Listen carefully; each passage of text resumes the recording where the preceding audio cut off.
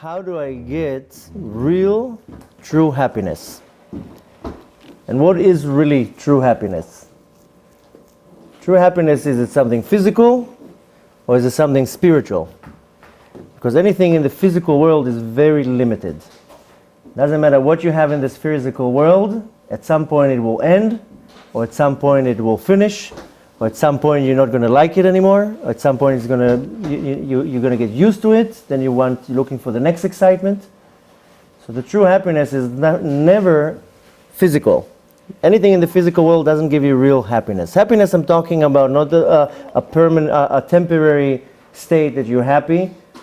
I'm talking about the real, true, inner happiness that you look at yourself in the mirror and you're saying to yourself, am I really happy with what I have? Am I happy with my life? The reality is that most people, if they really look in the mirror and they ask themselves that, most likely the answer is not going to be 100% I'm happy. I'm going to tell you now to take this notepad and to write a list of all the things that you're not happy about in your life. You'll probably fill a few pages.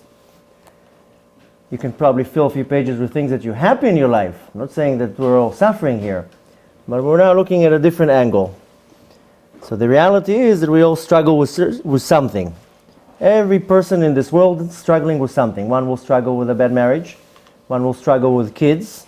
One will struggle with health. Each person will struggle with something that is annoying them. At the end of the day, when comes the night when you're sleeping in bed, you're annoyed.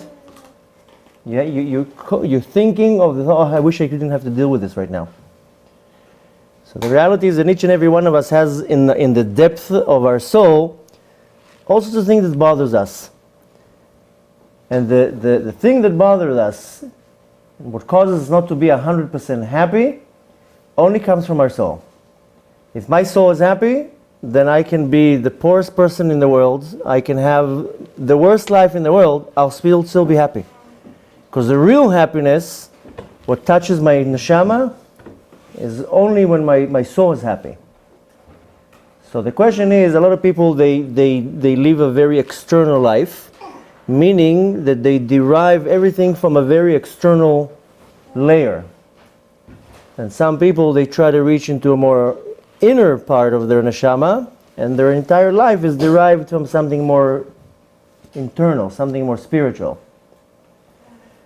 The point is how you bridge between two worlds, because we're in a physical world, and you want to be part of the physical world, you want to enjoy part of the world, but how do you bridge between the physical and the spiritual?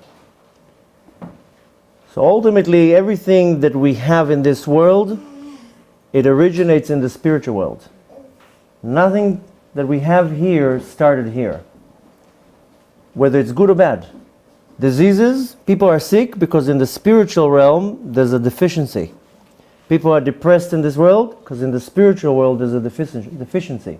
When I'm saying the spiritual world, above this world, there's a spiritual world, and we are just a manifestation of what's going on above us. We all know we have a soul in our body. Our soul is a mirror of what the soul above is, and how the soul is manifested into the body, that's how it reflects and projects out into the body. It starts with even how we look. Now the soul doesn't have really an image, but the way how we look, it's a reflection, or better even to say a projection of how the soul actually looks. So the shape how we have, that's how the soul is. Again, the soul doesn't have really a shape, but even in the spiritual structure of the human being, the spiritual human being has a head, has arms, has a body. To a point is that the Mekubalim explain that everything that comes out of my body, how the shape of my face, the shape of my eyes, my fingerprints, everything, it's how it's in the spiritual structure, which means that the soul is the mold for the body. Now you could see on the external part, you can look at a person and know what's going on inside of them, especially when you look at their face. Face in Hebrew is called panim. Panim comes from the word pnim, inside. Some people can look at a person's face and they see everything that's going on inside. The ways the eyes are. The eyes can move. You're happy, your eyes go up. You're sad, your eyes goes down. All sorts of things, movements in your face. how your lips are, your nose, every little part of your face. Some people know, they can look at the face, you know exactly what you're going through. Because what you're inside, your pnimiyut, it reflects outside on your face. The words in Hebrew, they're not just invented like in English or in any other language. The words in Hebrew represent the reality and the state of what's going on. So every word in Hebrew, there's a reason for that. First man was called Adam, because he came from the Adamah, from the land. And he also looked like Hashem, Adamah Le'endon. I'm going to look like something from above. Every word in Hebrew, it's not invented. It comes from a meaning. So the word face is panim, meaning that it's showing and reflecting what's inside of me. Now the thing is that anything that happens in the supreme world, it will manifest into this world below. If a person has here a lot of money, it means that in the spiritual world there's an abundance. If a person in this world is depressed, it means that in the spiritual world there's a deficiency of happiness. Everything starts from above and then it trickles to below. Anything. So even when people are sick in this world, it originates in the spiritual world. Yes, you can blame it or you can point on something in the physical world that actually made it. But it started, the root of it is in the spiritual world. So even when people get sick, I'm not talking about when somebody is coughing or sneezing or has a running nose. That's not what I'm talking about. I'm talking about when somebody, chas v'shalom, has certain sickness. The sickness corresponds to our limbs. If I have a problem in my body, one of my limbs is sick, means that one of my spiritual limbs is sick, because my soul has 248 pieces to it, corresponding to the 248 pieces of the limbs in my body. So if my soul is 100% healthy, my body will be 100% healthy. And you see it, the way to see how it actually manifests into the world, if you know, 2,000 years ago, there was a great rabbi, his name is Rabbi Shimon Bar Yochai. He wrote the Zohar. And he was in a cave for 13 years. 13 years he didn't see daylight. He ate carobs and drank water, which you would think that health-wise, he's going to be sick. He went out of the cave, nothing. Normal human being. His skin didn't see some sunlight for 13 years. How? Because his soul was healthy, so it manifests into the body. The body can work on very minimal. Great tzaddikim, they sleep an hour. They eat once a day a little bit. They don't need so much from this world. So if we learn from that it all originates in the spiritual realm. Everything that I have here, anything that you'll point in this world that you have, you can track it that it goes back to the source. Now when you want to deal with a problem, then you have to go to the source of it. The problem with medicine and any type of curing in the modern world is only touching the external part. That's why medicine fails. It failed in our generation, bichlal. And the way to see it is because if doctors and medicine would be successful, then there wouldn't be any sick people. The fact that there's constantly sick people means that medicine doesn't work. So maybe 20% of it, like the conventional part of it, it works. The person breaks a bone, they know how to fix it. You have a cavity, they know how to fix it. But 80% of the rest of the sicknesses we have in this world, there's no cure for that. And the more we become more sophisticated and more learned and more technology, and we think that medicine is more advanced, it's not. People with high blood pressure, they still have blood pressure. So the medicine in our generation, it just numbs things. It just covers things. This is the solution of our generation. You can come into health. You go to a doctor, you have a problem, he gives you a pill. You have a rash, he gives you a cream. There's no cure. It just covers the problem. Same thing in the spiritual and in the emotional. People go depressed, they go to the doctor, he gives them, okay, take this pill, relax. They don't have a solution. They don't know what to deal with it. Why? Because they're going to a very external part of the problem. And we deal with almost everything in our life on a very external level. Now, if I deal with anything on an external level, I'll never get results. And this can be with my health, it can be with my mental health, it can be with my relationship with my husband, it can be with my relationship with my kids. It's how I deal with my kids. Today in our generation, people, how they deal with their kids is a very external way of dealing it. External, I'm not talking about physical things. I'm talking about everything in this world has two angles how to look at things. You have an external part of it and you have the internal part of it. To explain it a little bit better, you look at this cup. So the cup has a very external part to it. So it has, designs and colors. And then I have the internal part of it, and it actually is holding coffee in it. You can take the coffee in, take it out, take the coffee out, put juice in it, whatever. The external part is one thing, and the internal part is a total different thing. In most cases, especially in the spiritual realm, what's inside will affect the outside. You can kind of see how it manifests in this world, that if you put boiling hot water in a cup, then, now the cups are sophisticated, they hold the heat. But I'm talking about a normal material. You put boiling hot water in it, the outside will be hot. You put freezing cold water in it, the outside will be freezing. So our generation is the generation of putting patches of things. Everything I have a problem, I put a patch on it. I don't cure it. I don't go to the source of it to see what's the problem. I cover it with something. So my child is screaming, here, take a lollipop, shut up, go and watch a movie. I have a problem with my spouse, right away, okay, I can't deal with it, I'm going. We don't deal with things, we cover things up. It's relationships, it's anything, we don't go to the core of it to actually pull out the problem, deal with the problem, and then solve it. Now, the problem is that people don't do it because they don't feel like doing it. They don't want to deal with things. People rather shut down the drapes and ignore the problem. The problem is that when you ignore things, so it's becoming worse and worse and worse. You can't ignore problems. It's almost like you drive in your car and your light is going on that you don't have fuel. So in the beginning you ignore it because you don't feel like stopping and fueling your car right now. And then it goes up again. And you still ignore it because you're in a rush.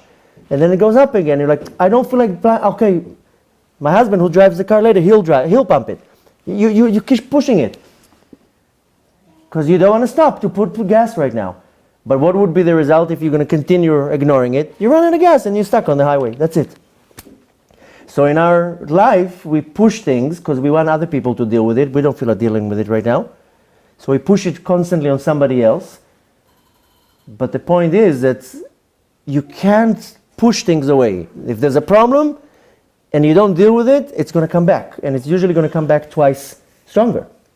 Now there's a reason why we're dealing with problems in this world. Everything has a reason. Nothing here is by chance. There's a godly plan. There's a script to our entire life. And there's a reason why we're dealing with hardship. 90% of the hardship that I'm dealing with is my own problem. I throw something to the universe, universe throws it back at me.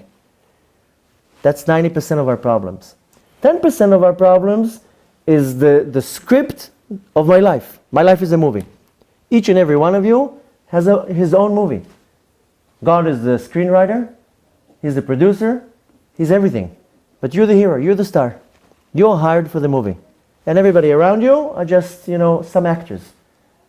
So 10% of what you're going through in this life, I'm talking about just now only bad things. I'm not talking about the good things. Good things we always accept with a smile. I'm talking about now bad things.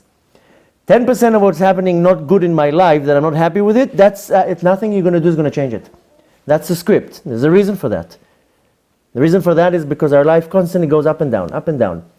Our script is like a road, and every now and then there's going to be a speed bump.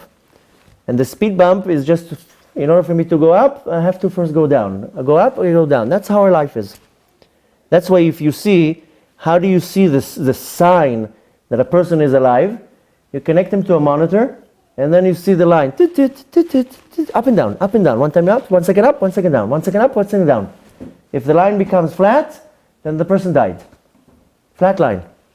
So the same way that our life motion that's inside of us is going constantly up and down, then the external part is up and down. One day I'm happy, one day I'm less happy. One day I have more energy, the next day I have less energy. This is the rhythm of life. If you know how to accept both levels, the high and the low, then you have a very good balance. Most people, they don't like the low part. They don't understand that sometimes you have to take momentum.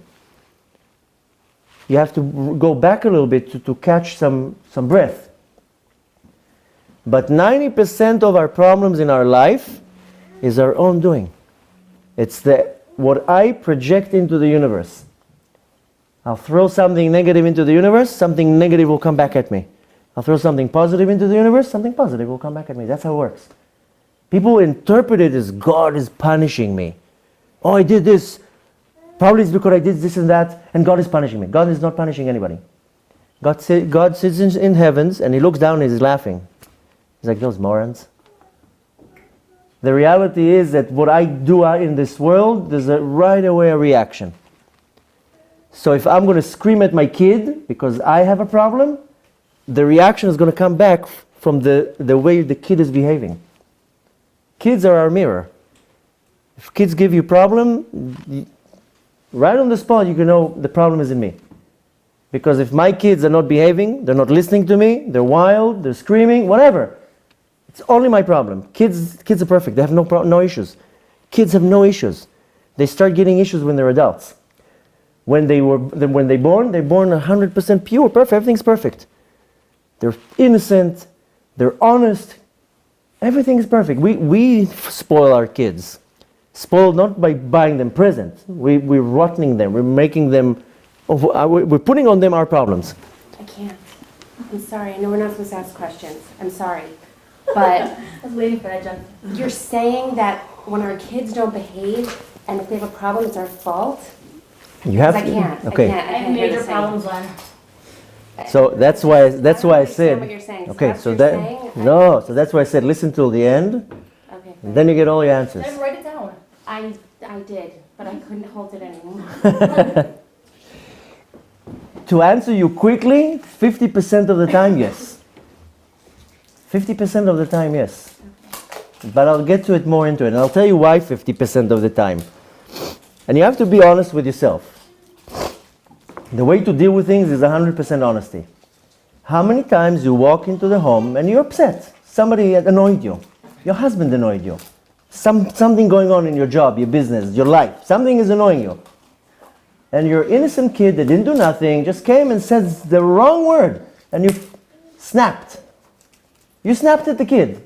I'm not blaming you. We all deal with issues. You snapped at the kid. And there's no parent that doesn't snap at their kids. They're tired, they're annoyed, whatever. Don't you think that the kid is going to be like, okay, my mom is going through a bad day today. I'll be considerate. A 5-year-old doesn't think that his mom is going through a bad day right now and he has to be considerate and patient because you're not feeling well. The mind doesn't work like that. A 5-year-old kid, their mind doesn't work. A 12-year-old kid, their mind doesn't work like that. What works in their mind is my mom is the most annoying woman in the world right now. That's how their mind works. You have to tap into the mind of a 5-year-old. They're not adults. Adults, when a person hits the age of 20, they get the level of what's called da'at. Da'at is some type of a common sense. Teenagers don't even have common sense. They operate on instincts. They operate on things that give them pleasure. Excuse me. A little kid, you will do a certain act, they don't interpret it how you think they should interpret it. So yes, 50% of the times the reaction of my kids is me. If I would control my mouth, then my kid is not going to react back at me. I know you don't like hearing it, but the reality is you have to have some type of an honest analogy. And the thing is that when I see certain pattern of behavior with my kids, there's two things that you can break it to. It's actually much more than two, but the two elements that will affect my kid, A is the spiritual element and B is the physical element. Spiritual element is how they were conceived, how they were born, what they grew up seeing, what they listen, what they hear, what they eat. Everything around what you do, what your husband do, till the age of bar and bat mitzvah, what I do and what my wife does directly affects the kid, directly. Till the age of bar mitzvah and bat mitzvah. Which means that if the father, his thoughts are pure, it will manifest into the kids that their kids' thoughts are pure. The father gives what's called the intellect, the mochin. The mother gives the midot, the attributes.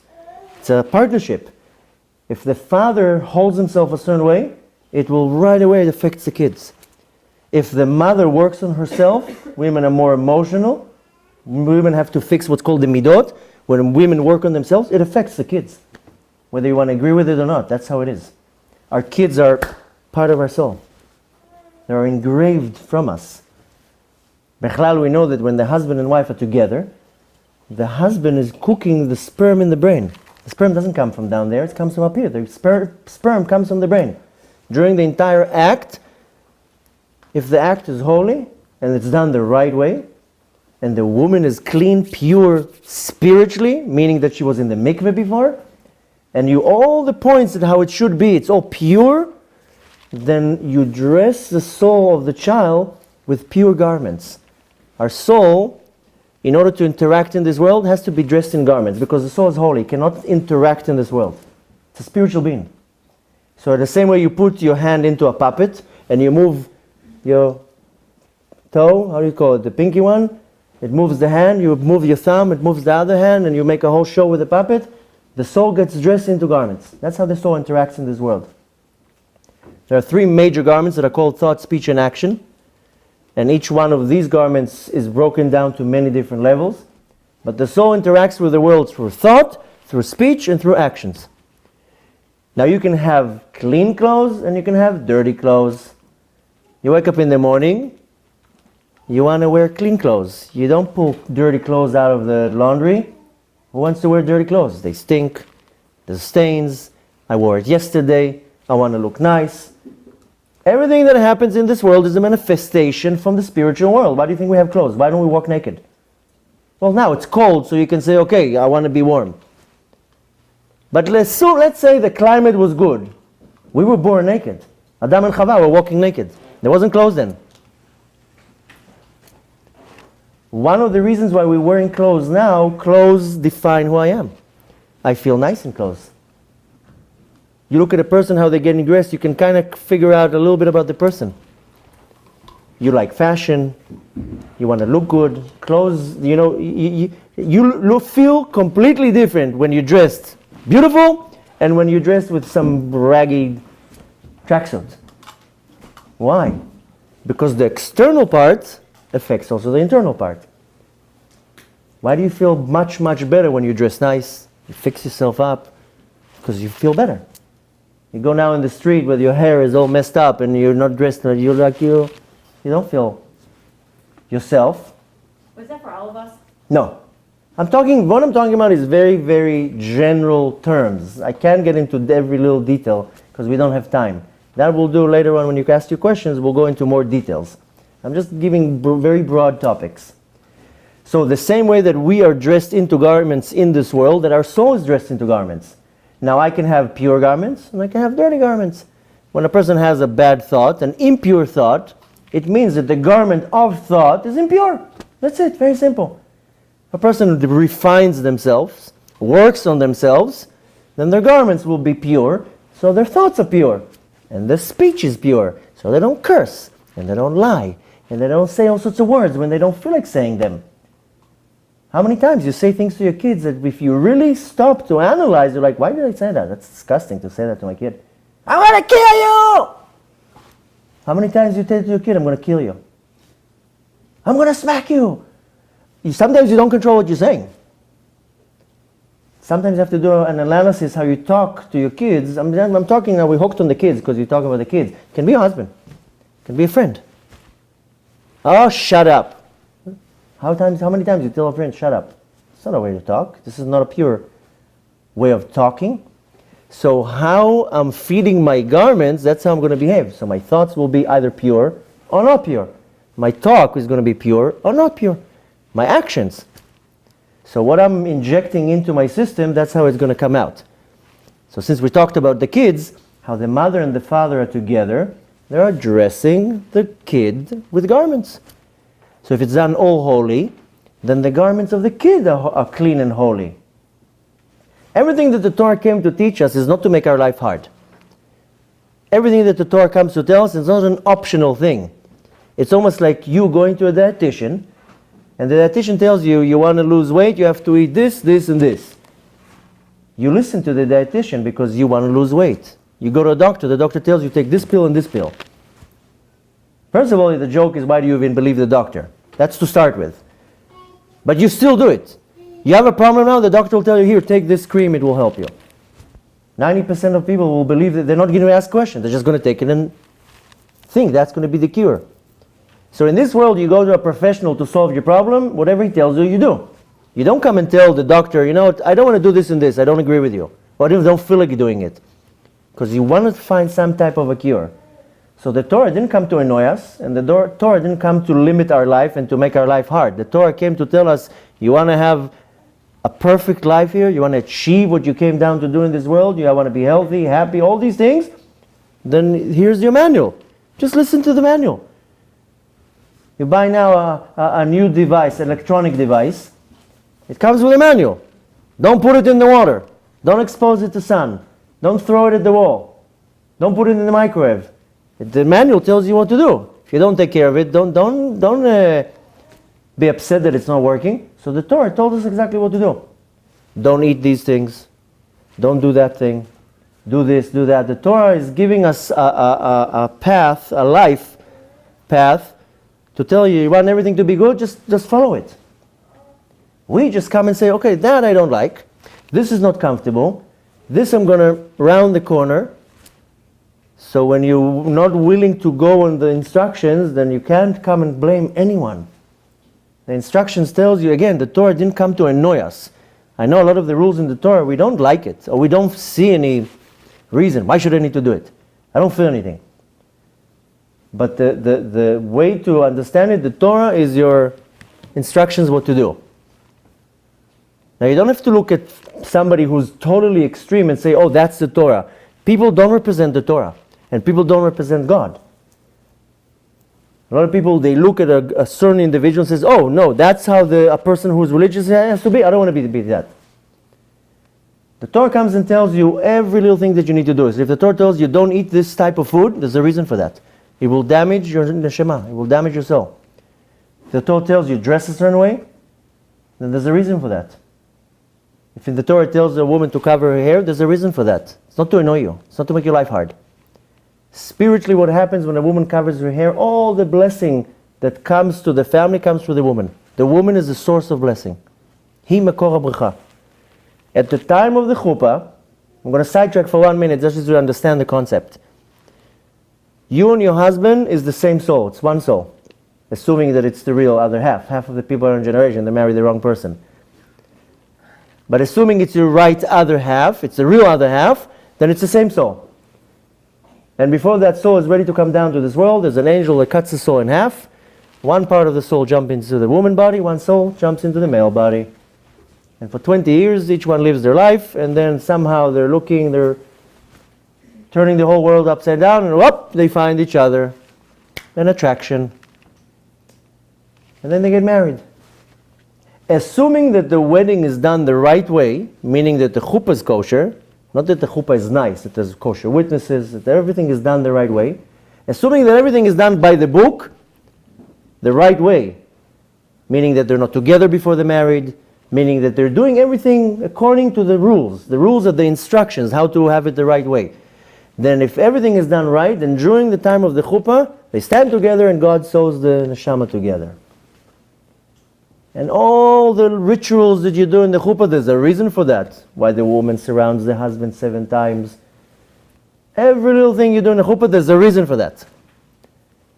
Assuming that it was all done the right way, the soul gets connected and the one.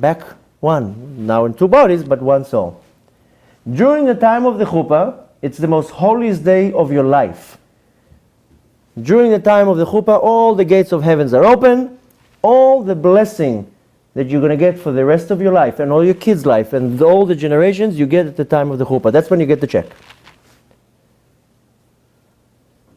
And the blessing, this unbelievable abundance, goes on to the bride. She's the vessel to take the bracha, not the husband. The husband is nothing. In the spiritual world, women are born perfect. They don't have to do anything. That's why they're exempt from 90% of the mitzvot. They don't have to do much. There's a few things that they have to do, just because they're in this world. Women came here to help fix their husband and to raise their kids. And everything that they do on the way is a bonus. Now they can damage things on the way. You can't come and say, oh, I'm perfect, I don't have to do anything. You were born perfect. The men are born completely not. They have to work their entire life. Pray 3 times a day. Do all these mitzvot constantly. They have to fix themselves. They have to build themselves. A woman is born perfect. She can damage it, but the original is the woman is perfect. So she's the vessel to get all the blessings. Blessings means parnasah for the rest of their life. Parnasah is the sustenance, health, kids, abundance, happiness, everything the woman gets. Now here it's all explained in a very mystical way and Kabbalistical way that this godly blessing goes onto the woman's face. That's why in the chuppah you cover the face. Not because there's one explanation, because the story with Yaakov that he got Leah instead of Rachel and the whole story, that's just a story to explain it. Rather this blessing, anything that is compared in the spiritual world to something good is compared to light. So this godly light goes on the woman's face. At the time of the chuppah, that's why you cover the face. Why? Because you want this godly light to stay on the face. I don't know if you know, when God told Moshe to write the Torah, Moshe would sit like this with the scroll, and God would talk, and Moshe would write it. That's why it says, "V'daber Hashem el Moshe lemor." Kol hazman, all the time it says, "V'daber Hashem el Moshe lemor." Moshe would write. What did he say? Okay. And there's a story that if you look in the Torah, in the parasha of Vayikra, the Aleph of Vayikra is very small. There's a question why the Aleph is small. If you look at the Torah itself, some letters are big, some letters are small. So the explanation was that Moshe was very humble. He didn't want, it's representing his humbleness. The real story was that it says in the Torah, Vayikra Hashem leMoshe. Hashem called Moshe. So Moshe was like, I can't write that. What am I? I'm your body. Vayikra Hashem el Moshe. I'm not your body. I can't write Vayikra. Remove the Aleph. Because every time that God calls a wicked person in the Torah, it says Vayikar. So Moshe says, remove the Aleph. I don't want the Aleph. I feel like humble, and I'm too humble to accept you just calling me as a friend. So Hashem said, listen, everything here is calculated. I can't remove a letter. The Torah is precise. All the letters are calculated. So Moshe says, so make the letter small. So Hashem says, okay, no problem. But now I have some extra ink. Because when God writes the Torah, the amount of ink is precise. So he left with a little bit of ink. So God took the ink that was left and he smudged it over Moshe's face. And when Moshe Rabbeinu came down from the mountain, it says, V'karan or panav. His face was radiating with light. Why? Because Hashem took this ink and put it on his face. It was so radiating, nobody could look at Moshe Rabbeinu. They couldn't look at it. The light was too strong. Moshe Rabbeinu for 40 years had a hinumah. Nobody saw his face. Like a bride that has, the screen on the face. Nobody saw Moshe's face. Only when he went into the tent, he took it off, like a convertible. 40 years, nobody saw his face. The same exact thing happens to a woman at the time of the chuppah. The face is radiating. Now we can't see it because we're in a very low level. We don't see this light. Spiritually, the light is on the face of the woman. That's why we cover the face in the chuppah. Once she goes out of the chuppah, all this blessing gets attached to her hair. With women and men, it's different. Men, when they have long hair, it brings on themselves what's called judgment. That's why you see with the Hasidim, they shave their head because you don't want to have any grasp from the spiritual world. You don't want anything grabbing on it. With men, it's different. Facial hair actually brings mercy on them. That's why we grow beards. It's one of the many reasons why we grow beards. A beard is built from 13 pieces corresponding to the 13 attributes of mercy that we say every time we say Tachanun. A man that grows a beard, he brings on himself the hamshacha, this influence of mercy on him. A woman can't have facial hair. That's why naturally she doesn't have facial hair. There's a reason how everything that we have in this world is the reason why it's like that. Usually normal men don't grow their hair. Men are not beautiful because they have long hair. Okay, it's a little bit modern in the last 50 years for men to grow hair. Men never had long hair. Women, her hair is her beauty. So this spiritual abundance goes and holds on the women's hair. That's one of the many mystical reasons why a woman covers her hair. Because if you have now a pile of diamonds, you don't put it on the windowsill, you put it in a safe. You have a stack of cash, you don't just put it around on your dashboard in your car. You put it in your wallet, you hide it. When you have something very valuable, you hide it. You don't want anybody to take it. Same thing here. You have an abundance of blessing, it's on you. You are carrying the blessing. The woman is everything.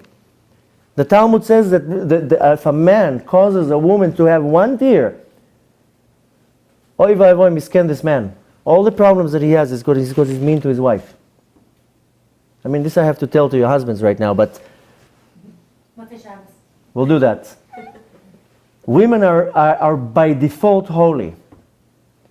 So all the abundance, all the blessing that you get, abundance, I'm not talking about not necessarily money, your inner happiness, your child's happiness, your child's health, your relationship with your husband, with your parents, with your kids, all this abundance, all blessing.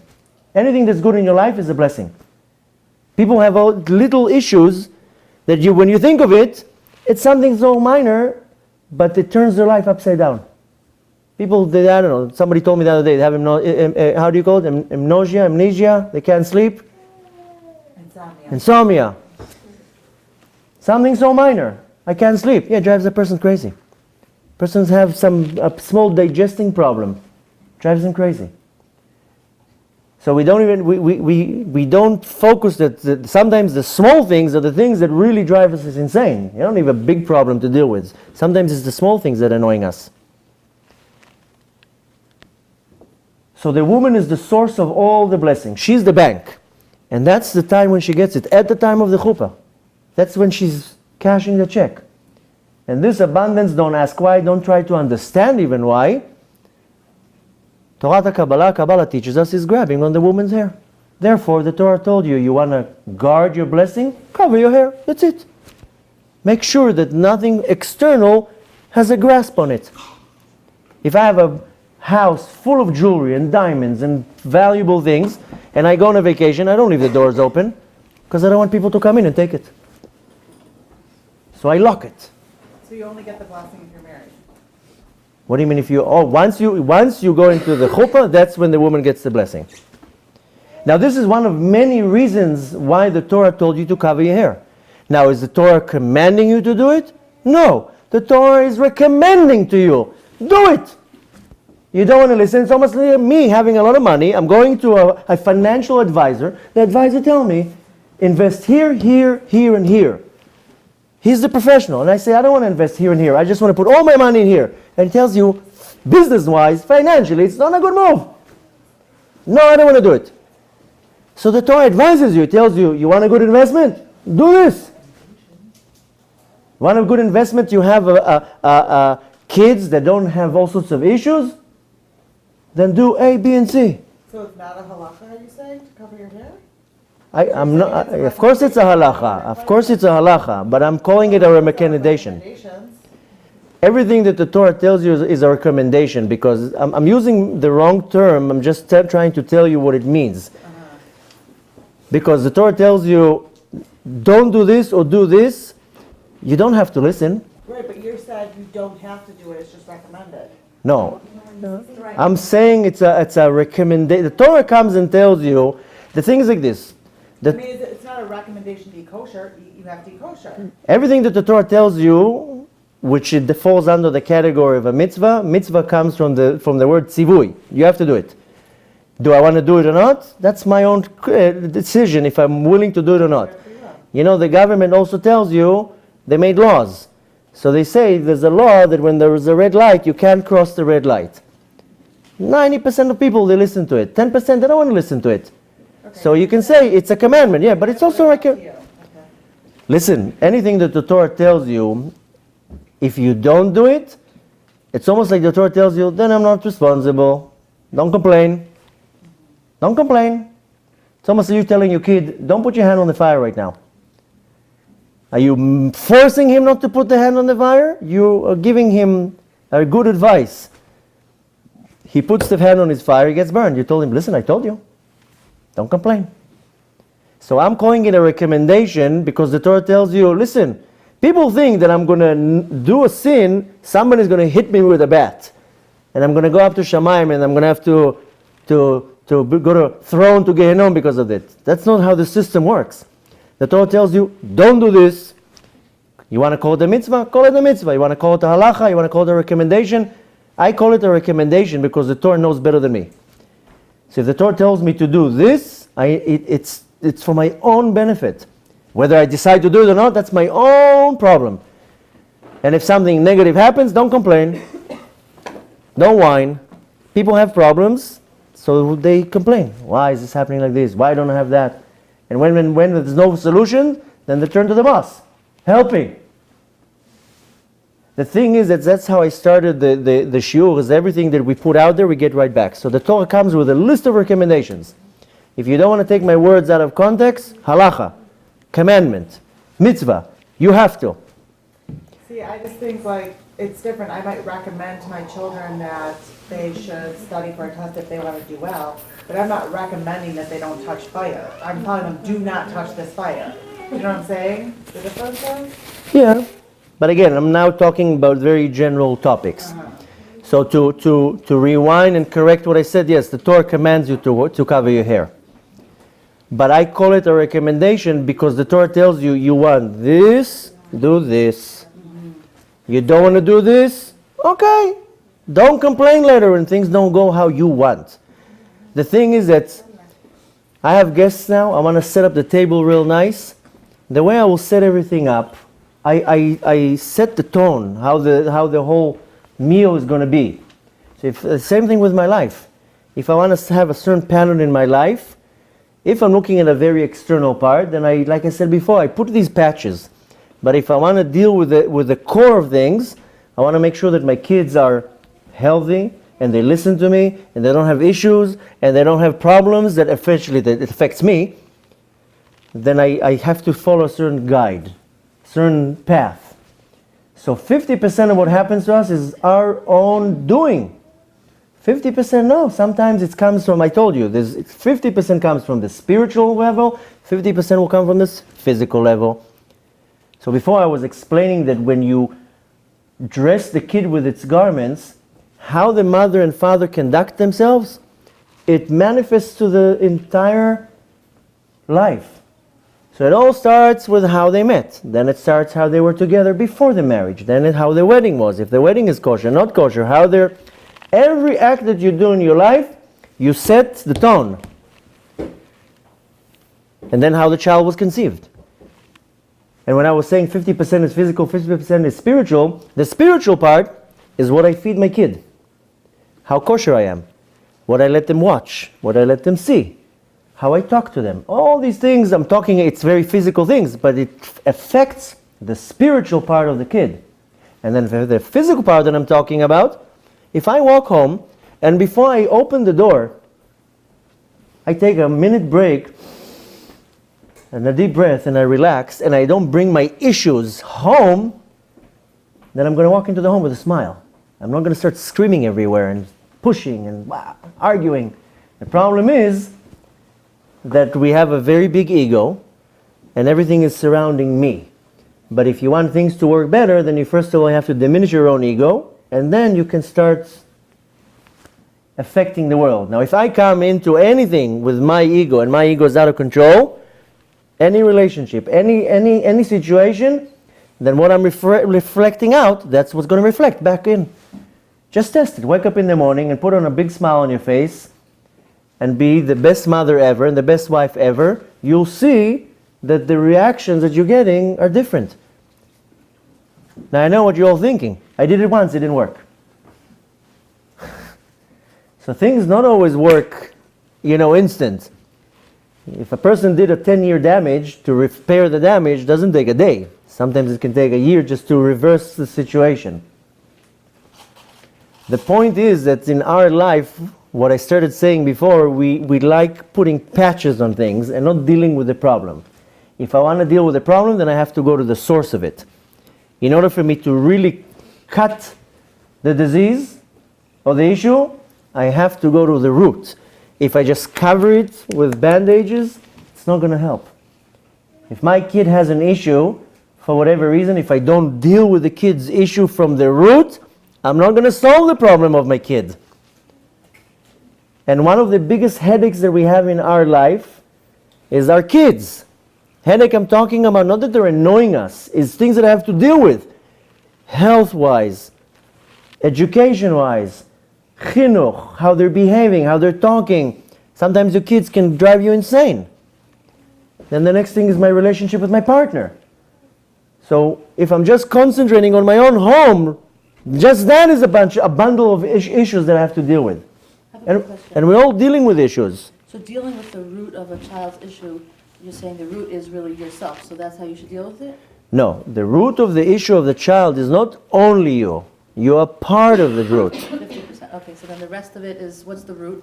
The rest of it? Each child is a completely different option. One child is going to have some type of a behavioral problem because the food you're feeding him, it's not kosher, or it's not kosher enough, or it's not strict, and it will affect that child, that specific child. One neshama is going to be more sensitive to kosher, one neshama will be less sensitive to kosher.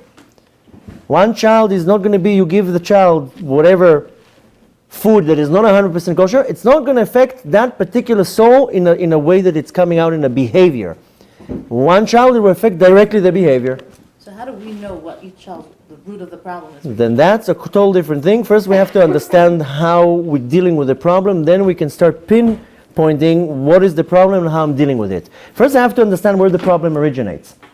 First it originates, if we're already talking about our child, about our children, if we want to concentrate about our children and our relationship, which manifests to everything around us, by the way, then you have to track it back to how it all started. And it all started with how I met my wife. How was the dating process? Was I together with her before or after the wedding? These little things, I'm sorry I'm talking about these topics, but it directly affects everything. What if you're about tshuva? Then you do tshuva. I'm also about tshuva. This is the advantage of this world. You can do tshuva for everything. But if you want to track the problem, first let me track how I met my spouse. You can't live in the past. You can't, oh, my kid now has this problem. I'm going to go back now and think about what I did wrong. Oh, wait, when I was pregnant, I watched this movie. You can make yourself crazy. That would make me crazy. So you do it the right way. But if you want to fix a problem, you have to go to the roots. There's too many problems. You can't always go back. You can always go back. It's not the right attitude. If you want to fix a problem, you cannot fix it on the surface. Guarantee. It's not going to work. How do you connect the problem with the root? That's a whole different thing right now. First, we have to understand the problem. We have to have her understand that you have to go to the root. I Jennifer, definitely private want meeting bacon. tonight, okay? Wait, what did he say? In order to fix something, take it. You know what? Take it into the physical level, not into a relationship or to a kids. You build now a house. Suddenly, one of the parts of the ceiling is falling. There's leaks. You can either cover the wall with cement and stop the leak, or go to the engineer and see where maybe we built something wrong. Oh, how am I going to find the engineer? We built it 20 years ago. Then go look at the script, at the blueprint. Maybe, hold on, maybe something was wrong. You have a leak in your house. So you either have an option to paint the wall, and then you get the leak again, and then you paint the wall, and you get the leak again, and you paint the wall, etc. Or you go back to and you're saying, maybe something's wrong with the construction. How am I going to figure it out?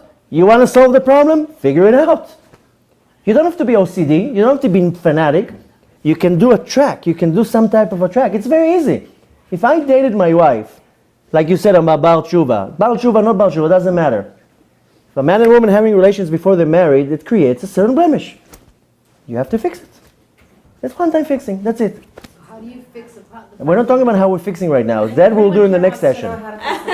First, First, you have to understand. I'm not leaving you with nothing. You're gonna get all your answers. You're gonna get all your answers. First, we have to understand the problem.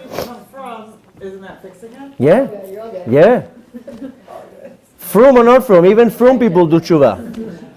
The thing is that we have the ability in our life to reverse something I damaged 20 years ago. Even how you said, I watched a movie. So you do tshuva, you reverse it. This is what. Movies, but okay. Okay, that's so. Every time you finish the movie, do tshuva. That's not the point. I don't want to don't take my words out of context, and I don't want to drift too much. I want to first cover the points. First, you have to understand that if you want to deal with a problem, you cannot deal with it on an external level. That's it. This is rule number one. If you're putting a bandage, it's not going to solve the problem. Whether it's your kids, whether it's your relationship with your husband, whether it's your health, whether it's your mental health, whether it's anything, your emotions, it has to be fixed from the root. Once you agree and you come to the understanding that everything has to be fixed from the root, okay, now we're ready to move to the next part. But you have to internalize that every problem that you have in your life, and you want to fix it. You want to fix everything. I don't know anyone who says, I'm fine with my problems.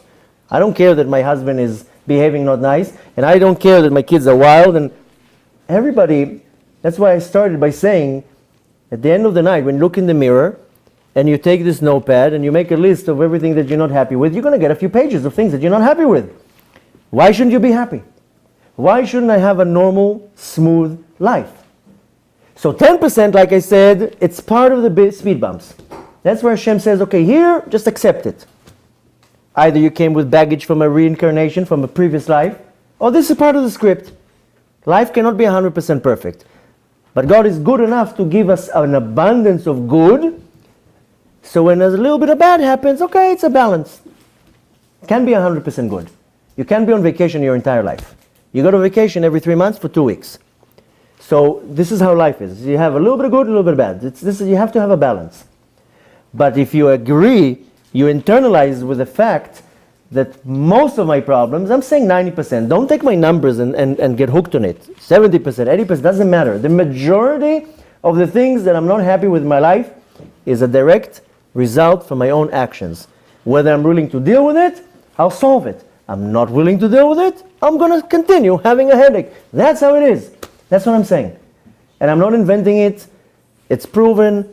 3,000 years ago, our sages already was talking about it. The entire Torah of Kabbalah is explaining about it. The thing is that we are like bats in a dark world and we don't know what's going on with us. We don't know how to deal with things. We don't know how to approach a relationship. When you got married, nobody came to you with your manual and says, read this manual, you're going to have a good marriage. Nobody told you that. You know who told you some type of an example how to deal with marriage? Your parents. You looked at your parents and you're like, okay, that's how marriage is supposed to be. So we kind of mimic our parents' relationship. We try to refine it because we always look at something and we try to refine it. So I'm saying I'm not going to be like my father. But a big piece of my pattern of behavior is what I saw at home growing up. So in most cases, a father that screams on his kids all day long, most likely his father was screaming at him all day long. So that's how he deals with things, with screaming. So I'm not saying it's 100%. Usually we're better than our parents, usually. But we bring a lot of baggage with us. So the thing is that if I want to change my path, I have to do some type of an analysis, what's going on. So the Torah came to tell me, here's a list of rules, here's a list of recommendations. Follow it, you'll be fine. The problem is that we have an ego. And in most cases, our ego is out of control. So I'm much more smarter than a rabbi that said something 2,000 years ago. And that's, 2,000 years ago, it's a prehistoric, old-fashioned way. Our sages were 10 times more smarter than us. And when they told us do A, B, and C, there's very deep wisdom in it. For 3,000 years, how they educated kids was a system. And it never failed. 50 years ago, we decided they were smarter than that, and we're changing it. And we're failing. Now, I'm not saying that if you look at history books that 400 years ago, kids were not spoiled. But probably 99% you have a guarantee that in the last 3,000 years, the way kids behave to their parents is a completely different thing. Ask your grandparents how they were. My mother, I don't have to go too back. My mother tells me, I dare to answer back to my parents? I would dare to answer back to my teacher? My father would walk home, I would sit like this? Just ask your parents and your grandparents how they behave to their parents. So, yes, we have to take responsibility to most of our problems. And if you don't take responsibility and you throw the responsibility on somebody else, then you're putting a patch. I don't want to deal with it. We have to take responsibility. It's the easiest thing to take my problem and to throw it on somebody else. And at the end of the day, when I'm looking in the mirror and I don't feel like dealing with my problems, nobody wants to deal with their problems. So you cushion your life with all sorts of very instant gratifications and little pleasures to not to deal now. I don't feel like dealing with it right now. It's natural, it's human. We don't feel like dealing with an issue right now. Who feels like dealing with problems? So we cover everything with all sorts of things. The problem is that the true happiness that one needs to pull out is in the root. You can cover your life with many layers of small parts of happiness, small moments of happiness. But that moment passes and you're back to square one. Because anything in the physical has a limit. Nothing in this world is limitless. So everything ends. You go on a vacation, it will end. You got a good meal, the food will get digested. You watch a good movie, the movie ends at some point. Back to reality. This world, everything is with limits. The only thing that doesn't have a limit is my soul. So the true happiness, and happiness is a very big term. Happiness will manifest into, a good relationship, being calm, being happy, being relaxed, being, enjoying life. The things that we don't really enjoy life, even the little things that make us happy, we don't really enjoy it because we have baggage carried with us. So the point is that one needs to come to the understanding and saying, okay, let's be true to myself right now. I can lie to everybody in the world. I cannot lie to God. And I can definitely not lie to myself. I can lie to all my friends. You put on a smile and everything's good and everything's fine. But deep down inside, you can't lie to yourself. So if you want to be smart, then at the end of the day, before you go to sleep, our sages told us, say Kriyat Shema L'Mitah. Kriyat Shema L'Mitah is not necessarily reading from the book. Yeah, reading from the book is very important. But you sit down for 2 minutes and you make an account. What did I do today? What did I do today? Was I a good mother? Make a list. What did you do? How many times you screamed? Was I a good wife? Was I a good friend? What did I do? You make yourself a list every day, you're going to have a whole list of things to need to work on yourself for the next day. Now ultimately, if you look at yourself and you're saying, oh, I'm 100%, everything's good, then either you're lying to yourself, or either you don't, the problem is so hidden deep that you're like, no, everything's fine. But at the end of the day, when you're sitting with yourself covered in bed, and your thoughts are going on, and your emotions are all messed up from the day, if you're really true with yourself, you're saying, am I really 100% happy? No, I'm not 100% happy. Because I have to deal with this issue, and this issue, and this issue, and this issue. Hashem didn't create the world with issues. We create issues. Hashem tells you, you want to have a normal life? Follow the rules. That's it. You follow the rules, your life will be good. Now you can't reverse the problems within one day. A lot of people tell me, oh yeah, I applied what you're saying for 2 weeks. It didn't work. It doesn't work like that. 1 year of damage, 2 years of repair. But you have to balance it. Everything in this world has to be in a balance. Everything that loses balance, then it will tilt to one direction. If you're looking at the structure of the spiritual sfirot, they're broken into right side, left side, and center. The top sphira, what's called Keter, is in the center. The bottom sphira, that is called Malchut, is in the center. The whole foundation of the teachings of Kabbalah is put yourself in balance. When you're not in balance, things don't go good. You get seasick. The ship is rocky, you get sick. Your life is rocky, you're not in balance, things don't work out.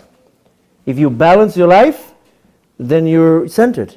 Then you don't have issues. And even if something bad happens, okay, part of life.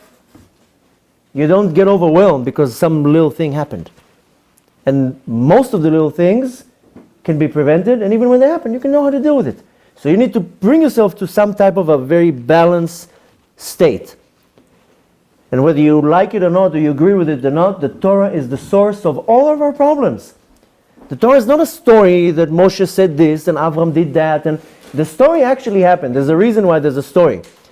But inside the stories, there are teachings and messages and mystical teachings that Torah tells us this is the guide to the world. Yeah, sometimes it's not 100% how you like. Sometimes it's not exactly what you want to do. But, there's a give and a take. In every relationship, if you want to have some type of a good relationship, you have to give in a little bit. In business, you have a partner, you're not 100% happy with the partner. But he's putting his weight in the business. So you're willing to give in a little bit because you're getting a lot. In any relationship, it's a give and take. And if I'm only taking, then it's completely off balance. And it's never going to work. A relationship has to be a give and a take. It starts with my husband, then it goes to my kids. It has to be give and a take with the kids. We think in our distorted way of thinking that the relationship between a parent and a child is the child owes me something. The child doesn't owe me anything. I actually owe the child more than what he owes me. It has to be a give and take relationship. Any relationship that is not a good motion, then it's not a healthy relationship. What does the kid have to give us? Another topic? No, write the questions. Okay. The thing is that any relationship, I have to give in something. Same thing with the Torah. Sometimes I have to do something that I'm not really happy about it. The question is, what am I gaining? The gain and loss. Am I willing to lose here something? But here, look how much I'm going to gain. So it all depends. A lot of people say, I don't feel like dealing with all the problems that I have. My kids, my husband, my parnasah, my health. But if you would go now to a doctor and you tell him, this is my issue, and the doctor will tell you, do this, most people say, okay, the doctor said, he has a diploma on the wall, I'll listen to him. 90% of the time, it's not going to cure the problem. Here, the Torah comes and tells you, this is your problem, this is the solution. 90% of the times, you don't listen to the Torah and you say, I don't know, that sounds like a prehistoric solution. It's an old-fashioned solution. I don't want to deal with it. I need something practical. People come to me with issues, I tell them what to do, they tell me, give me something practical. I told them, no, this is the practical thing. You hit the nerve. You know, the Chinese medicine, one of the only ones that actually works, they go to the root. You have a problem in the hand, they poke you in the leg. You have a problem in your neck, they pull a finger. Why? That's how it works. You go to the root, you go to the source. You have a root canal, you don't shave the tooth, you pull out the root, you do a root canal. So if I'm not willing to deal with my problem in the root, the problem will stay there. That's it. And problems usually grow. They don't they don't sustain where they are. They will grow and grow and grow until I actually deal with it. And if I never deal with it, I'll never solve it. So the point is that anything that I want to deal with, I have to go to the root. And the guide that tells me how to get to the root and what's the connection to each thing is the Torah. It's not the story in the Torah. It's the teaching that comes with the Torah. So you can try all the different things. You have problems with your marriage, you go to a marriage counselor, he's not going to solve anything. He's not going to solve anything. He's going to sit with you, take a lot of money, do this, do that. What if it's a friend person who uses the Torah teachings to help you solve your problems? If it doesn't have to be a frum person, if a person takes the wisdom that the Torah offers and you apply it, he doesn't need to have a yarmulke. You know how many people learn the Torah of Kabbalah and they apply it to their life and they're not even Jewish or they're not frum. And one has to do with that and one has nothing to do with the other. In general, everything is connected because if the Torah tells you, listen, don't eat this animal, don't drink this with this. There's a reason for that. You know that when a person doesn't eat kosher, it affects directly the soul. If the Torah told you don't mix meat and dairy, it's not to make my life hard or not to enjoy a tasty dish because it doesn't have dairy margarine in it. The Torah tells you if you mix meat and dairy, it's going to affect your soul Your soul is going to affect less, my soul is going to affect more. Each soul will get affected completely different. So one person, you know how the kosher diet is going to affect them? They're going to be depressed. One person will have anxieties. One person will have fear. One person will have nightmares. One person is going to be ADD. One person is going to be upset. One person is going to come down to their body. Each person it affects different. Our body, our spiritual structure of our soul is kind of similar to our body. So one person can be allergic to milk products, and one person has to have milk. One person can be allergic to vitamin C, another person has to have extra of it. Same thing in the spiritual level. But anything that the Torah came to tell you, the Torah tell you, keep the laws of kosher, it's not to make my life hard, that I have to drive now an extra 2 miles to a kosher supermarket to buy kosher food. Or I have to pay another $100 on my grocery bill because it's kosher. It's not to make my life harder. It's to make my life better. So kosher is the first thing that affects our soul. And the more strict you are with kosher, the more you refine your soul. That's how it is. It's not about being fanatic. It's not about being ultra orthodox fanatic. It has nothing to do with it. It's how it touches your neshama. That's it. Your soul is spiritual. Anything you put into your body, food, gets digested, becomes blood. The neshama is in the blood. It gets affected right away. And you can, and this I can't answer you now because we're going to sit here for 2 weeks, but every part of the food in the kosher, you'll see how it affects people. Look at people that are very nervous all the time. Look at their diet, guarantee they're eating a lot of meat. And the meat is not 100% kosher. Makes them angry all the time. Why are you angry? Who's annoying you? But you buy it from a kosher butcher, but it's not 100% kosher? I didn't tell you where you bought the meat. No, but I'm saying like everything is kosher. I'm talking about not kosher meat. So people And- that and- eat kosher meat shouldn't be angry and upset. You'll be surprised that half the meat in our country is not really kosher.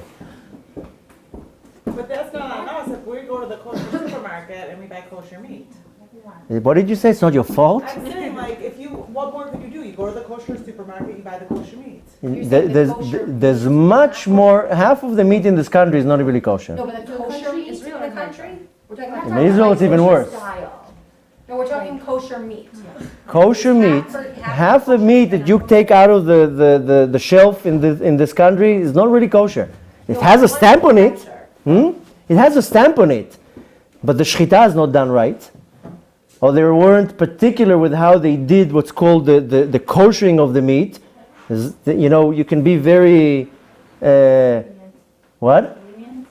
Lenient is a nice word. Yeah, but what The fact that it has a stamp doesn't mean anything. Doesn't mean anything. Now, when you said it's not our fault, But I'm saying, what do we do about Should we that? start, like, just heard about, like, koshering our meat ourselves? Like, should we, like, no, but you know what? Look, listen, I don't want to come right now with solutions because I want to finish what I want to tell you. Then you can ask me with solutions. But you know how we buy meat? I live in Israel, but even when I lived in America, we used to be a group of people.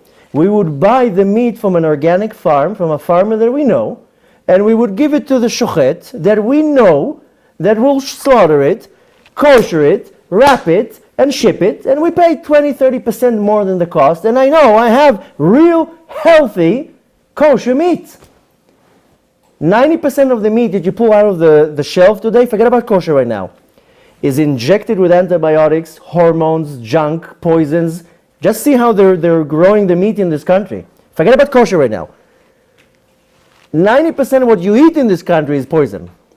That directly affects the brain.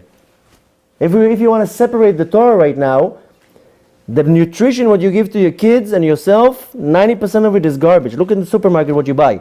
Half of it is chemicals, food coloring, MSG, GMO, junk. Anything, white flour, white sugar, all these things, it's junk. Now people think, okay, so I'll get fat. No, it affects your brain right away. You know why 90% of this country is on medication? The food. The food is poison. It affects the brain. So the thing is, again, I'm not coming now with solutions, but it also trickles into the kosher world. I said kosher because the kosher diet is the foundation to our stability. Take a person that is completely strict with kosher, he's focused. Like I told you, we buy our meat from a farm that we know that it's grass-fed, it's organic. I know the shochet, I know how he does it. So I don't go to the supermarket, so I buy my meat. We make an order every 2 months. So I have a second freezer. So azma. But I know my meat, first of all, it's 100 times more better. It's good meat. It's fresh. Second of all, I know it's 100% kosher. Now I'm fanatic with kosher. Look at my kids. Now I'm not coming to show off with my kids, but you see the kids straight. It's not all messed up. So here is the give and take. Am I willing to give in and not be fanatic? Or am I willing to be fanatic? I'm using the word fanatic just to be extreme, but I'm not fanatic. Am I willing to be strict? But here I don't have to deal with a list of issues. So what am I giving? What am I taking? So I can be like, okay, I don't feel like being so strict. 6 hours, 5 hours, the milk, and the kosher and the hechsher. Okay, don't be strict, but then you're going to deal with a list of problems. It's very simple. So kosher is one of the basics of the basics. But the Torah teaches that everyone has their rabbi and who you ask questions. And if you're not, a chassid and you're following... You don't have to be a chassid. No, but if your rabbi is the certain way and he says, this is the way we're doing it, those are your customs. But maybe your rabbi is not right. Says, what? Maybe the rabbi you chose is not right. Okay, let's say you're a Sephardic Jew. Hasn't do it. Sephardi, Ashkenaz, it's nonsense. But not... I'll Everyone's answer- different I'll customs answer- for the way they do their meat, for No, example. I'll- You're saying I'll- there's one way to do it and that's it. There's one way to do it, and that way is written in Shulchan Aruch. Has nothing to do before Shulchan Aruch, before Sephardi and Ashkenaz and Chassid. There was Shulchan Aruch. Shulchan Aruch is equal for everybody. There's no difference. There's no difference. Then after the Shulchan Aruch came, this is the book for everybody. After Shulchan Aruch came, some people came and added all sorts of customs. So you think Sephardim and Ashkenaz shouldn't be the way they are? We should just all be like the same? Ultimately, yeah. But that's not the The world we live foundation in. should be the same. I don't want to get into that issue right now about the fight between the Ashkenaz and Sephardi. We have a Shulchan Aruch. Customs. We have Shulchan Aruch. Sorry. You know that the law, the halacha in Shulchan Aruch, how to slaughter an animal, it's exactly the same for everybody. It's exactly the same. There's no, new law in halacha how to kosher the meat. There's no new law. It's the same for everybody. The problem in our generation that people started taking all sorts of discounts. And that's why I said that many rabbis, the fact that they have a long beard and a yarmulke and they have a title rabbi, doesn't mean that they're 100% right. I'm not talking about that, but okay. What I'm talking about, that doesn't matter who you're affiliated with, if you are Ashkenazi, Sephardi, Litvish, it doesn't matter. We all have the same book. So one will put the tefillin like this, one will put the tefillin like that. One will say the bracha oh, one will say the bracha oi. Doesn't matter. But there's laws. And then when it comes to kosher, there's no difference. There's a Shulchan Aruch. There's no invention of, I'm Sephardi, let me go with a new book. Okay, so you mentioned Sephardi. Came the Ben Ish Chai 100 years ago, and he added all sorts of things according to his Ruach HaKodesh. So the Sephardi, they add this, this, and this. You're allowed to add little hidurim, but you can remove things. And if the Shulchan Aruch tells you, this is how you slaughter the animal, and if you did it wrong, the animal is treif, that's the halacha. Doesn't matter how you look. And unfortunately in our country, I'm telling you, that's that you'll know. Half the meat in our country is not even kosher because they're not doing it the right way. And they don't care. Because it's a business. The stamp doesn't mean anything. Now again, a lot of people are trying to dissect little things. That's not the point right now. The point is that you have to go to the source and you have to follow the source. Unfortunately, in our generation, many people round corners.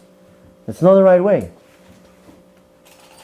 The thing is that, first of all, you have to find the right rabbi. And yes, a lot of the rabbis in our generations, they're not 100%. They might have all sorts of ulterior motives for whatever reason. I see things that I can't even believe what rabbis sometimes allow. I don't know why. They're afraid to lose their congregants. I don't know what they're doing. Some horror things that I hear is not normal. But that's not the point. I'm not saying that's not what I'm trying to answer you. The point is, Therefore we'll go to more specific questions. I wanna cover the concept is that every little thing that I do in my life will directly affect my neshama. And I mentioned kosher because that's one of the most basic things. My diet. How I eat will affect my soul right away. Then what I look at. How I talk. What I listen. Every little thing that I do. Bechlal, we know that everything that has to do with the level of purity and impurity, that's the thing that affects the soul the most. Everything that's not so understandable. Mikveh, for example.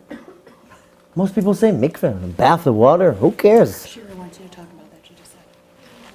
So I started with kosher because kosher, there are 3 types of mitzvot.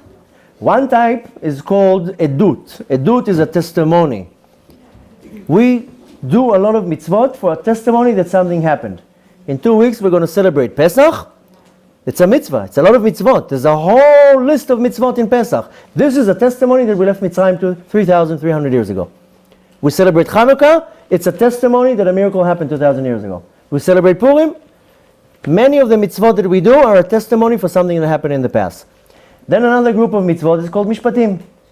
These are basic things that I don't need the Torah to tell me. Don't steal. Don't kill. Don't commit adultery. Don't lie. These are things that I don't need the Torah to come and tell me. And any normal human being will do it. But then the third group is called chukim. Chukim is laws. And these are the things that don't make sense. Don't mix meat and dairy. Why? Why? Red heifer. Why? Dafka, these particular things that don't make sense, these are the things that most affect your neshama. Now you have to understand that your soul is built from layers. I explained before that there were 5 levels. The highest level is called Yechidah. Yechidah comes from the word Yichud, unity. This is the piece of Hashem that is connected to Hashem. It's so holy it doesn't even come down to this world. This is the piece of Hashem, the Chelek Elokah. The next level is called Chaya. Chaya is the surrounding light, this Or Makif. This is what people call it an aura.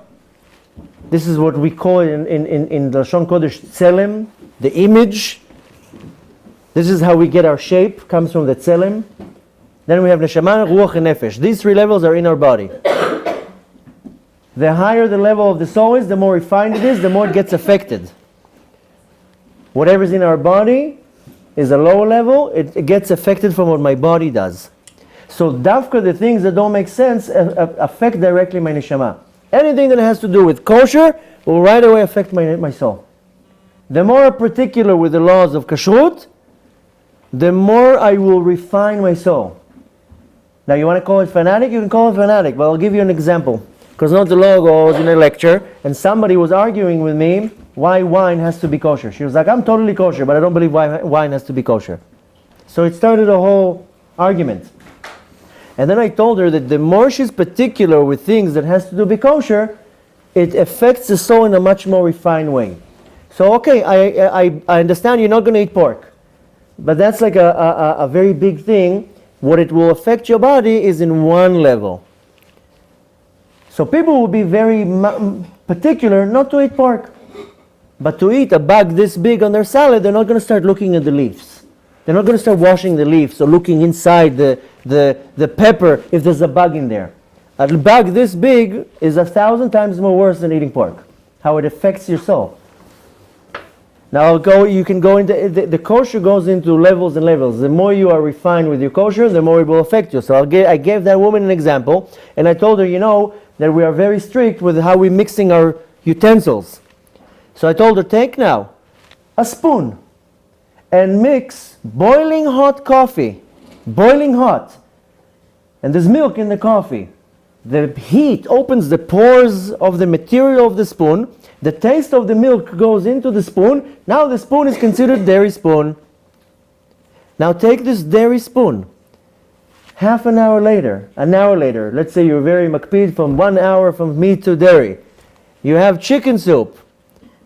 You have meat soup. Boiling hot soup. You take this spoon that is considered dairy right now. You put it in the boiling hot soup. The soup now is not kosher because the pores of the spoon now opened for the heat of the soup. The taste of the meat went into the spoon. Now the spoon is treif. It made the soup not kosher. Something so simple. So the reaction that I got was like, oh no, you're fanatic. Yeah, you know why I'm fanatic? Because this minor thing, in a very refined way, will directly affect my soul. You know how it's going to affect my soul?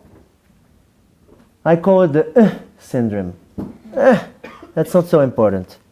I don't have to do that. Fanatic. It's affecting you in such a refined way, then your judgment is off. And you know who it affects the most? Your kids. So the kids, their judgment is off. And they're not centered. A kid, when he's not centered, an adult not centered, it will affect in depression, or will affect in anger, and things like this. With a kid, when the kid is not balanced, it right away comes in anger. Throw things, scream, I don't know it, tantrums. It affects their soul. It's like something poking their soul. And you try to understand, why is my kid behaving like that? Yeah, because you fed him unkosher food. So the kid is, something's going on, he doesn't know what to do with it. The soul is sensitive. So when I'm being very particular with laws of kashrut, I'm refining my soul. So you see a person that is refining himself, he's calm, relaxed. They don't get upset. They're not emotional. You know, why? The soul is refined. So it reflects to the body. So you look at certain individuals that are very particular with anything that has to do with purity, they're calm, relaxed. They're not aggressive. What, this anger is coming, the soul is not eased. If you have issues with anger, and we all have issues with anger, it means the soul is not calm. So it comes out in anger. Anger is not necessarily banging your head at the wall. Anger can be screaming, being impatient. Impatient is one form of anger. Why are you impatient? So all these things, it is because the soul is so refined, it affects the soul. So I started with kosher, but kosher is the foundation for everything. Anything that has to do with purity and impurity. Things as basic as washing my hands in the morning. There are different levels of impurity. The highest level of impurity is the impurity of a dead corpse, tumat met. But there's different types of impurity. One of the worst levels, the highest level of impurity, is nida. When a woman after her cycle, she reached a very high level of impurity. That's why women go to the mikveh. We're going to talk about it in a second, because that is like the base of that affects everything. But when I wake up in the morning, I have very strong impurity. It's called sleep impurity. Tumat shena. Why? Because my soul left the body at night. When you go to sleep, your soul leaves the body. By default, if you didn't guard your body the right way by saying Kriyat Shema L'Amita and all the things that you have to do it, then all these klipot, this negative energy that comes into your body to suck the holiness that is radiating out of your body. Because if you did one mitzvah today, one, not 10, your body is a factory of holiness, of kedusha. You're radiating kedusha. You did 5 mitzvot today, you just produced nuclear power of holiness. You gave charity here, you helped your friend here, you said a blessing, you do probably 50 mitzvot every day. You are producing unbelievable power of holiness. The problem with most people is that they have too many holes in their system, so all the holiness goes away. If you contain the holiness in you, you would be flying. No issues, no problems. So you do a lot of mitzvot, but you're not holding this kedusha. It's running away. It's the whole system with the Israel and the Palestinians. Israel giving Palestinians medals to build buildings, they're using it to build bombs to shoot at us. It's the system. I'm giving you something, you're using it to kill me. So I'm feeding my soul with kedusha because I'm doing a lot of mitzvot, and then I don't guard it, so the other side of holiness comes and takes it. This is what's called yenika lachitzonim. That's what the Kabbalah explains. Yenika means to suck. That the other part of holiness comes and sucks my holiness. So why do you feel tired at the end of the day? The soul is tired. How come you see certain individuals, 3 o'clock in the morning, they're on fire? Why? The Kedusha is contained. Why are you tired at the end of the day? Because of the body? I know people that they sleep an hour a day. They're not tired. The body is working according to the soul. You are tired at the end of the day because your soul is tired. Why? Because there's too many leaks. All the holiness that you are producing is being taken away. So you become weak and tired. So the thing is, if I want to contain this Kedusha, I have to surround myself with all these gates, all these fences. These are all the negative mitzvot, all the precepts. It's not to make my life hard, it's to seal these holes. Now this holiness is not leaving. That's why you see certain individuals, they're like flying. They're not affected by the world. Why? The soul is like lifting them up. So anything that has to do with purity and impurity affects directly the soul. So when I go to sleep at night, my soul leaves the body. If I'm not guarding my body, then all these powers of impurity go into the body and they suck all my kedusha. And then I wake up in the morning after a 9-hour sleep. Either I'll wake up like a shmate, tired. Either I'm going to wake up depressed. Either I don't want to feel like going out of bed. I'm going to wake up upset. I'm going to wake up impatient. I'm going to wake up. I don't want to feel like waking up. How many times did you really wake up in the morning like charged? Today, I'm going to turn the world upside down. And you walk down and you're smiling and you're happy. You're hugging your kids. How many times you had that? Probably never. How many times you're walking down in the morning and you're hugging your kids? Take your kids away now. Forcefully. Don't go on a vacation. Forcefully take the kids away from you. Your soul is going to be ripped to pieces. I'm dealing now with a family that the government took their kids. You can't even imagine the suffering, the torture they're going through. Now, look how distorted it is. You can't wait to get rid of the kids. Oh, go to sleep already. Just give me some peace and quiet. It's your kid. It should be the complete opposite. Your kid comes home from school, you should be throwing your phone and your computer and running to the kid and hugging them. How was your day? My precious child. If chas v'shalom the child will be taken, a parent is devastated. But we live our life, we don't appreciate the moments that my kids are around me. They're annoying me all day long. They're not annoying me. I'm annoying myself and I'm blaming my kids that they're annoying me. So how I put myself to sleep, that's how I'm going to wake up. If I set myself spiritually the right way how to go to sleep, my soul will go up to Shamayim, it will get recharged, it will get cleansed, it will get washed. I wake up in the morning without an alarm clock, with a smile on my face. I throw the blanket off me. How many times do you wake up in the morning like, I don't feel like getting out of bed? Tell your husband, you take them to school. You get them ready. I don't feel like doing it right now. Why? It's not normal. So when I wake up in the morning, I have such impurity on my hands. If you don't wash your hands right first thing in the morning, you keep this impurity on you. Don't do the Netilat Yadayim 2 hours later when you do the morning prayers. You do it right away. Why? Because you have this impurity on your hands. Now what happens when you have this impurity on your hands? First thing that you do, you start brushing your teeth, start touching your face, then you start touching food. You're preparing the food for your kids, for the school, but your hands are impure. All this impurity goes on the food. You touch the kids, goes on the kids. One simple act, just do like this in the morning. One little act. Do it right when you wake up. So everything that has to do with the purity and impurity affects directly your soul. And the major one is the one for you, is the mikveh. If you would understand what a mikveh does, not only that you wouldn't miss it even one time in your life, you would be counting the days to go there. Because the mikveh is the source of everything. Because when a woman has her cycle, she reaches a very high level of impurity, tumat nida. The reason why she reaches that, because she had the potential to bring life, she was ovulating, and then she didn't bring life, so it caused the complete opposite form. Opposite of life is death. So that's why the blood is so impure. The reason why the woman has the period is because when Adam and Chava, when they sinned, each one got 10 curses. Adam got 10 curses, Chava got 10 curses, the snake got 10 curses, everybody got curses. One of the curses the woman got is the dam nida. So it's a tikkun. It's a way how a woman can correct the spiritual damage of the universe. But the point is, in the spiritual level, that it brings a very strong impurity on the woman.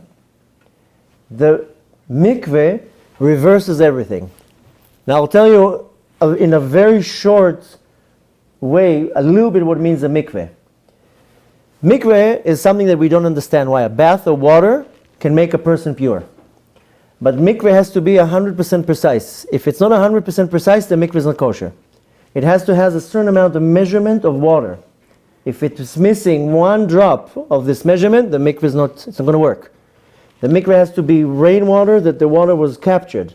You can't use any other type of water. There's so many laws in the mikveh. In essence, how it works, that water in the spiritual term presents growth, the power of growth and birth. You take now seeds, you put it in the ground. If you're not going to water the ground, nothing's going to grow. You pour water, then it starts growing. Water has the power of birth and growing.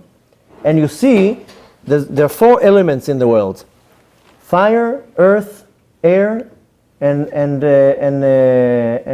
fire, water, earth, and wind, air. Fire, wind, water, and earth. Everything in the world is built from these 4 elements. Each element has different character traits. So you see, the element of fire has the character traits of consuming. Anything you put in fire, it consumes it. Water is the complete opposite. Anything you put water in it, it will inflate. So water has a certain power of cleaning and the power of creating. You see that where is the baby in the mother's womb for 9 months? In water. The whole point of the mikveh is that the water, when it's a certain amount of measurement, and it's water that did not touch the ground, meaning that it didn't get affected yet by this world, has some type of holiness in it. When a man or a woman goes into the mikveh, what he does, he goes back to the original state where they started. That's what the reverse that the mikveh does. Because when a person chas v'shalom does some type of a spiritual damage, he removes himself from his source.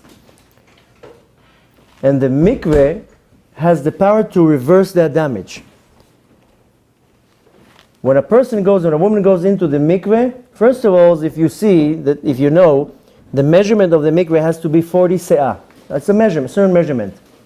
This 40 corresponds to the sphere of Bina. Bina is the sphere that everything is getting born from that sphere. When a person damages something and he removes himself from the source, he has to go somehow back to the source. When a woman immerses herself in the water, then she elevates herself back to her source. The period removes the woman, she separates herself from a source.